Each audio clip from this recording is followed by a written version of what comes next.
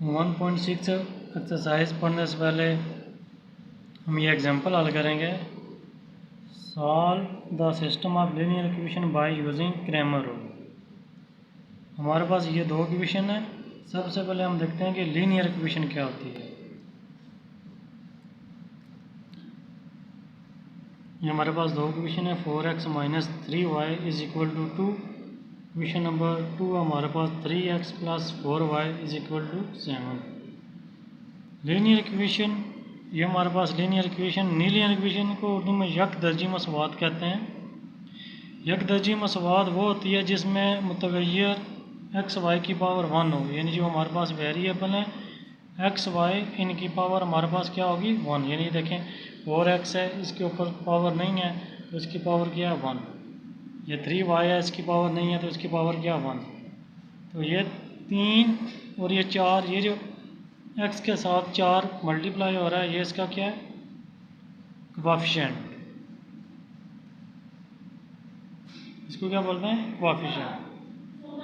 तो हमने matrix Cramer rule, तो ये यूनिट नंबर 1 है, तो हम मैट्रिक्स पढ़ रहे हैं। तो हमने क्या करना है, इनको पहले इनके मैट्रिक्स बनाना है, यानी कॉलम बनाना है। ये इसका जो अददी सारा कोएफिशिएंट है, इसको आप तो लिखेंगे 4, फिर -3, ये 3, ये 4। ये जो वेरिएबल है उसको अलग कॉलम में लिखेंगे, मैट्रिक्स में लिखेंगे एक्स वाई। और ये जो इक्वेशन के राइट हैंड साइड है बराबर के इस तरफ है, उसको हम अलग कॉलम में लिखेंगे 2 और 7। हमें पता है कि मैट्रिक्स में हम जो मैट्रिक्स का नाम है, यानी कॉलम का नाम है, अंग्रेज़ी के बड़े रूप से लिखते हैं। तो इस कॉलम को हमने ए का नाम दिया, ये जो वेरिएबल थे इसको बड़े एक्स का नाम दिया। ये हमने इतने छोटे एक्स लिखे हैं, ये बाहर में बड़ा एक्स क्यों लिखा है, इस वजह से लिखा है कि कॉलम का नाम अंग्रेज़ी के बड़े रूप से लिखते हैं, कैपिटल अल्फ़ाबेट से लिखते हैं। तो ये कॉलम बी का नाम देंगे। अब हमने क्या मालूम करना है, एक्स मालूम करना है। क्या मालूम करना है एक्स। ये हमारे पास एक्स है, एक्स मैट्रिक्स हमारे पास दो छोटे एक्स और वाई है। एक्स और वाई की हमने कीमत मालूम करनी है। तो ये जो हम लीनियर इक्वेशन हल कर रहे हैं, ये हम किस तरीके से हल कर रहे हैं, क्रैमर रूल। हम इसको क्रैमर रूल की मदद से एक्स कैसे हल करेंगे। ये जो एक्स है ये हम लिखेंगे D1 का, ये जो इस तरफ भी लाइन है इस तरफ भी लाइन है, इसको हम क्या बोलते थे, हाँ डिटर्मिनेंट मक्ता। D1 का डिटर्मिनेंट मालूम करना है और ए का डिटर्मिनेंट मालूम करना है। ये हम ए का तो डिटर्मिनेंट मालूम कर लेंगे। ये मैट्रिक्स हमारे पास ए है, ये एक्स है, ये बी है, ये D1 हमारे पास मैटर नहीं है। इसी तरह वाई हम D2 का डिटर्मिनेंट और ए का डिटर्मिनेंट, ये D1 और ये D2 मैटर हम कैसे लेके आएंगे, यही क्रैमर रूल है। ये मैटर हमने लेके आना है। ये जो D1 कॉलम, यानी जो मैट्रिक्स बनाने के लिए कॉलम ए के पहले कॉलम की जगह कॉलम बी का कॉलम लिखते हैं। यानी पहले आपको पता चलेंगे ये कॉलम क्या है। ये कॉलम है, ऊपर से नीचे कॉलम है, 4 और 3 ये पहला कॉलम है, -3 और 2 4 ये दूसरा कॉलम है। ये कॉलम बी है हमारे पास, इसका जो कॉलम है, एक ही कॉलम है 2 और 7। यानी ये जो मैट्रिक्स ए है, इसका जो पहला कॉलम 4 और 3 है, इसकी जगह हम क्या लिखेंगे 2 और 7।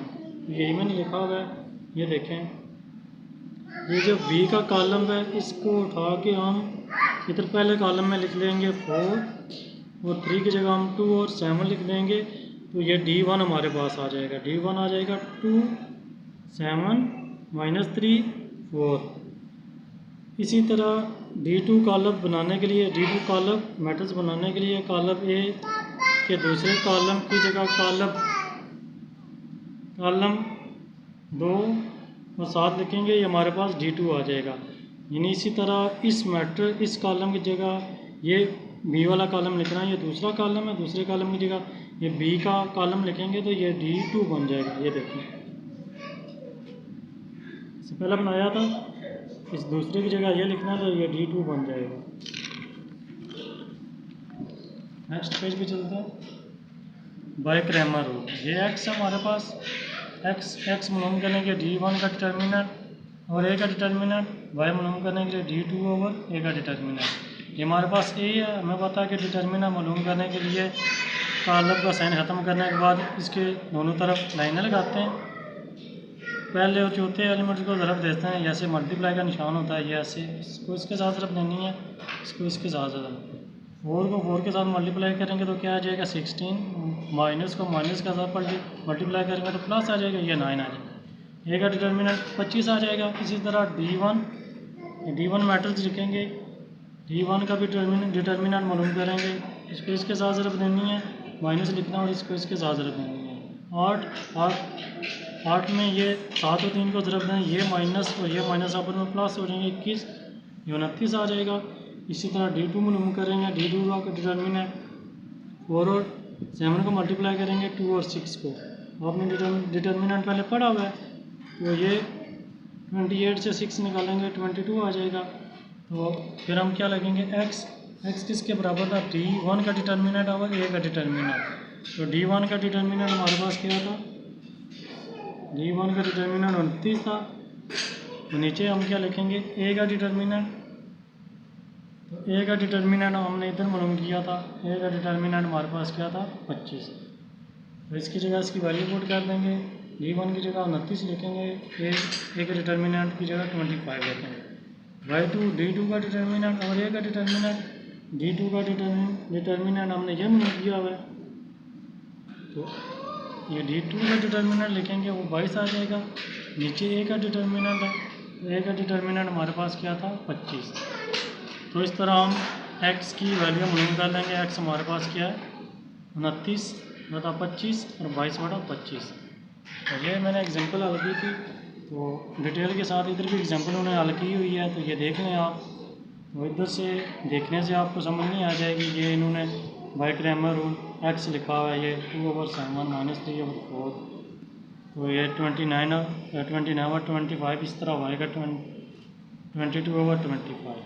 ये जैसे एग्जांपल नंबर 3 है, पेज नंबर बुक का 23। उम्मीद करता हूँ कि आपको समझ आ गई होगी। तो ये मैंने आपको डिटेल के साथ हल करके दी है एग्जांपल बाय क्रैमर रूल।